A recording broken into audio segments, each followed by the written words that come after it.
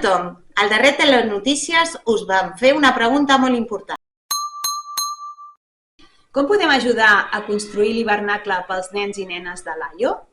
Doncs ens ha arribat una primera proposta.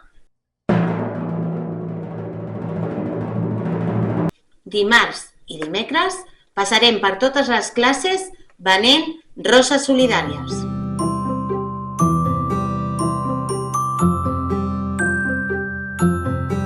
Són roses molt especials, amb olor. I les pots utilitzar per posar-les a l'armari i als calaixos. I el més important, ajudarem a construir l'hivernacle. Cada rosa costa €1,50 i així estareu regalant solidaritat. Animeu-vos a comprar roses per regalar o per vosaltres. Les roses solidàries. Aquest Sant Jordi, roses solidàries per tots i totes.